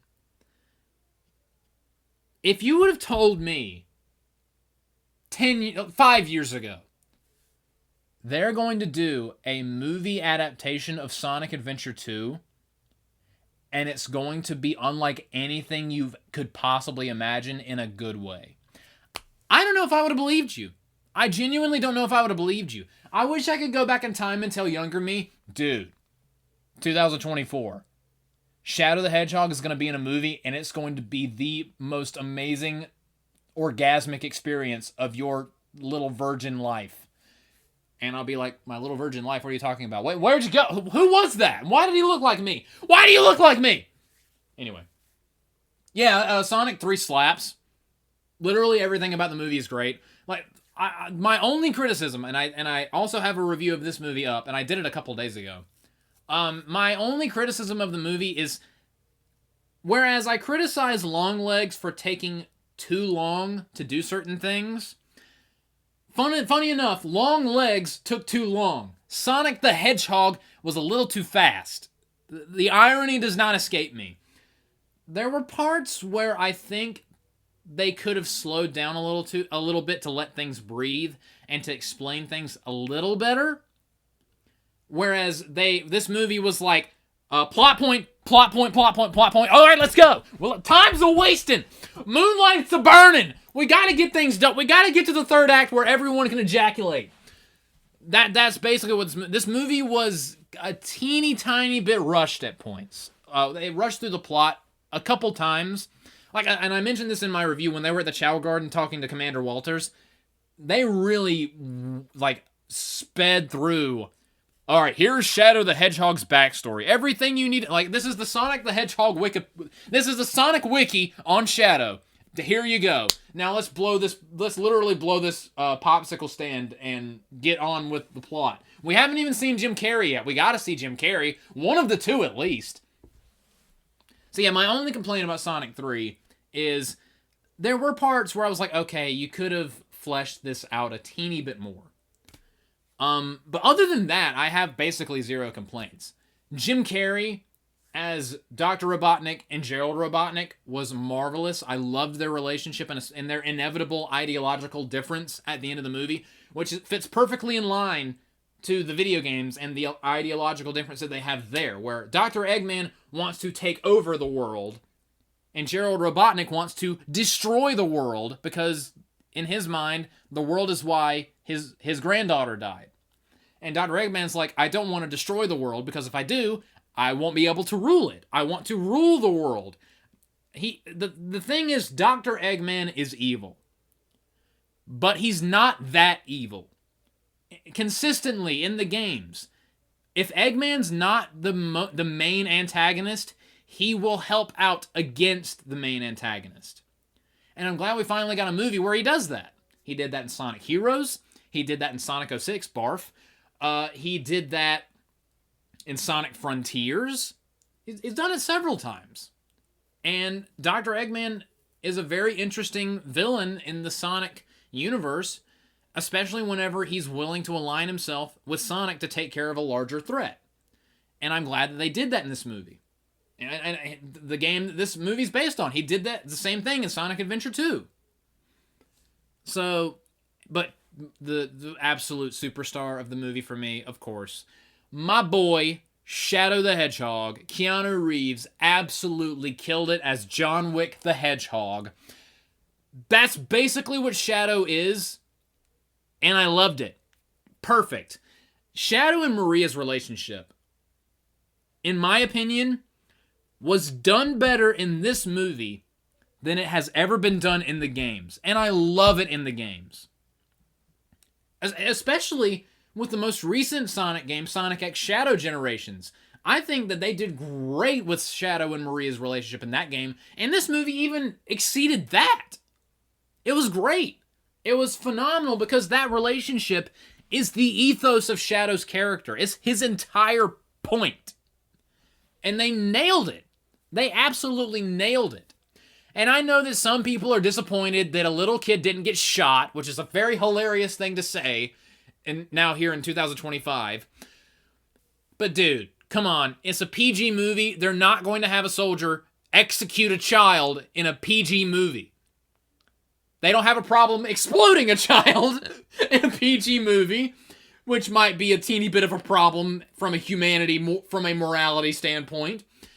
We here don't approve of shooting children in a family-friendly movie, but we absolutely will blow one the fuck up. Ethical quandaries aside about whether or not it's okay to explode children and why it's okay to explode children in PG movies, but shooting them is out of the question. I guess one's a little bit too intimate and the other one's not intimate enough. I mean, you don't see anything in the explosion. I still think that's funny. Also, in the games, Gerald Robotnik gets executed via firing squad in the darkest moment in the Sonic franchise ever. You absolutely are not going to get a execution via firing squad in a family-friendly movie. But again, you will get a child exploding in one, but we're not going to talk about that. PG movies. The only way we're cool with killing people is via disintegration or explosions, which also might involve disintegrations. Have fun with that. Yeah, because seeing someone get disintegrated or vaporized, yeah, that's not going to traumatize small children. Shooting them will. We'll acknowledge that shooting them will. But explosions and disintegrations, nah, they'll sleep. They'll sleep just fine at night. No nightmares at all. Not at all. Especially if it's really funny. If it was immediately preceded by a golden quill being jammed up the ass of a geriatric old man that sent him flying into an energy field where he was like, gone, like a bug zapper. Yeah, that won't give children nightmares. Shooting them? No. No shooting. No shooting, not at all. But explosions. How much longer am I going to harp on this point? I just think it's funny, okay? I just think it's funny. The lines that we can cross because children and the lines that we can't. Just very fine line there that I just think is very funny. But yeah, Sonic 3 is great. And again, I mentioned this in the review. Sonic the Hedgehog himself, his characterization in all three of these movies has been just spot on perfect. especially the fact that you do not want this hedgehog to be mad at you. Because Sonic in this movie was hell-bent on just burning everything to the ground to get things done when his boy Tom got smacked by Shadow the Hedgehog. Do not piss off Sonic, or he will make you regret it. And the fact that Knuckles was a second away from throwing hands with Sonic to try to stop him, to knock some sense into him, but decided not to because he felt it was for the best. Knuckles choosing peace instead of war was such a brilliant character choice for his character in this movie. Mazel tov to everyone. Sonic 3 is a magnificent movie. I've already seen it 3 times. I want to see it again. It cannot come out on DVD fast enough. Ironic, I know. Oh, Sonic 3 was so good. And honestly, any other year, it would be my number 1 movie. But not this year. But not 2024. The number 1 spot, honestly, was taken a little bit earlier in the year by a little ditty called Dune Part 2. That's right, my number 1 favorite movie of the year is Dune Part 2. Literally every positive quality I have described about the movies in this list, like the slow burn, the cinematography, the action, the writing, just every positive quality from every movie I've discussed, Dune Part 2 has, and then some. The directing is phenomenal. The acting is fantastic. The cinematography. If your eyes don't come at least 4 times while watching Dune Part 2, you need to have eye surgery. You need better eyeballs. Only the most premium eyeballs should gaze upon Dune Part 2. Denis Villeneuve's magnum opus is this movie. Especially when you factor in the first Dune movie from a couple years ago. I still have not and still need to watch them back to back because both movies are incredible. But 2 absolutely enriches and makes Part 1 better. Which, if you're going to divide something into 2 parts, that's what it should do.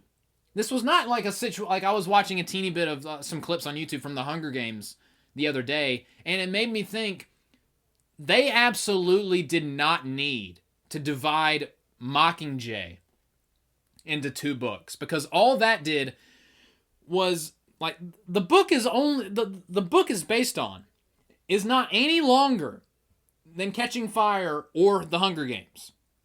And you could actively feel them in Mockingjay Part 1 and Part 2 trying.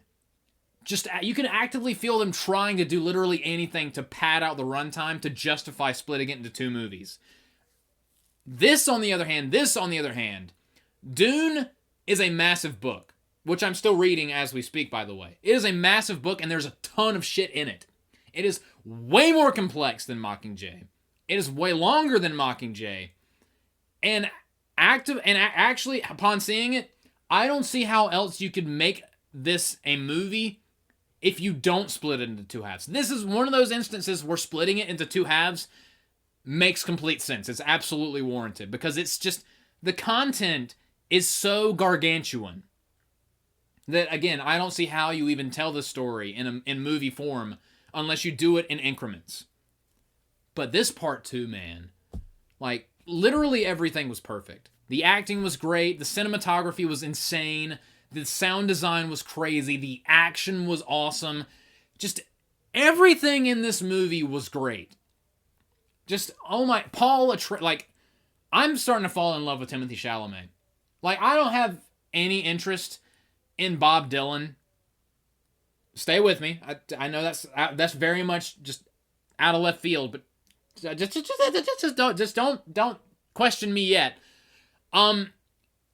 There's a movie that just came out, A Complete Unknown, where Timothée Chalamet plays Bob Dylan. I don't know anything about Bob Dylan. I don't really care about Bob Dylan, but specifically because Timothée Chalamet is in it, I'm curious about that movie and I might actually see it. I don't care about Bob Dylan. I do care about Timothée Chalamet. Because the dude is a fantastic actor, and he's brilliant as Paul Atreides. And yeah, he's kind of unassuming at first, which is how he is in the book. But after he drinks the water of life and becomes Lisan al-Gaib, he becomes the Muad'Dib. Dude, the shift in character is tremendous. And he brings it. When he goes to the southern regions of Arrakis and basically gives that religious extremist speech to galvanize the troops, bro, Timothée Chalamet was on another level. It was fantastic. And like everyone in the movie was great. Zendaya's great. Josh Brolin was great. Rebecca Ferguson as Lady Jessica, she was so good. She was good in the first movie. She was really good in the first movie. This one, where after she drinks the water of life, she's just absolutely goes batshit crazy. She basically becomes Darth Sidious. She's great. She's great as an evil She-Sidious. She-Palpatine. That's what she should be called. She's so great as this shit-eating master manipulator that you kind of just want to punch in the face because she's taking advantage of people that are gullible. That's what she does. That's what she is. That's what she is in the book. And the movie does that so well. She's intimidating in the movie. Like, holy crap, Rebecca Ferguson. Stop that. You're scaring me. And again, that shot after she drinks the water of life, and we get that shot of her baby with the eye opening. Like, I have rewatched that so many times, but the first time I saw it in theaters, I was like, whoa. Just everything about that was just, whoa. Okay. I'm intimidated. If I was pregnant with that, I'd be frightened. Especially if it started talking to me in my mind. I'd probably go insane and turn into She-Palpatine too. And start manipulating lesser minds. Just, And don't even get me started. Don't even get me started on Austin Butler as Feyd-Rautha. Oh, he was so good. This dude was so good as just a psychotic killing machine. Another one of my favorite movie critics is Chris Stuckman. He described him as Frieza-esque in both persona and the way that he looks in the movie. And while he doesn't have the posh attitude that Frieza has, he definitely has the sadistic tendencies of Frieza. I can absolutely see why he made that comparison. And again, if he was a little more posh, I would have agreed with it more. But still, Feyd-Rautha in this movie is just every second that Austin Butler is on screen, just give me more. Give me more of that. Especially when they're on Gati Prime, the homeworld of the Harkonnen. Whenever they're under the Gati Prime sun, the black sun, where the colors on screen just change to black and white, that was so well done. It was just so many things in this movie. It's just like, it's just interesting to look at. Like, my eyes are having fun just absorbing this. And this is the most my eyes are having fun I've ever had watching a movie. Just everything was so just wonderfully done. But I gotta tell you, my favorite part of the movie is after Paul Atreides basically becomes omniscient after he drinks the water of life, and he reveals to his mother that they're Harkonnens. Well, his mother already knows, but he basically reveals to the audience that they're Harkonnens. And and he's like, so this is how we win, by being Harkonnens. And then it cuts to that shot where it's spanning over mountains as they're going south.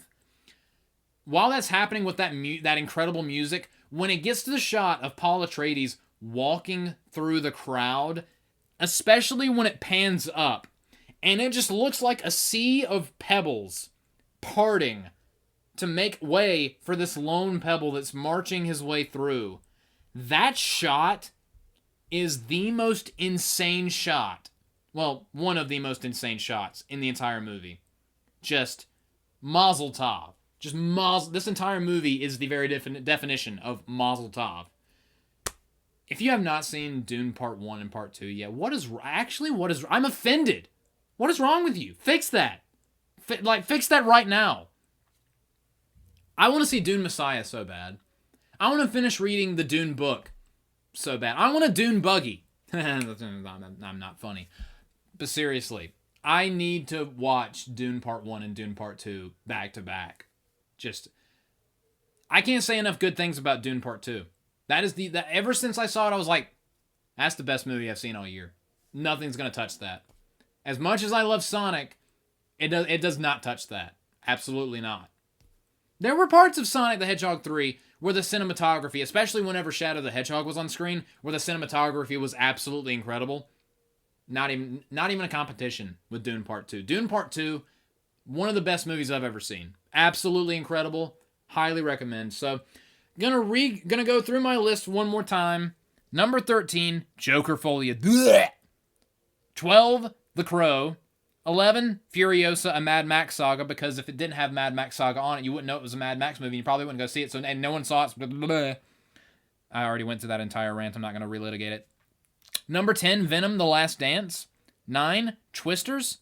8, Longlegs. 7, Late Night with the Devil. 6, Deadpool and Wolverine.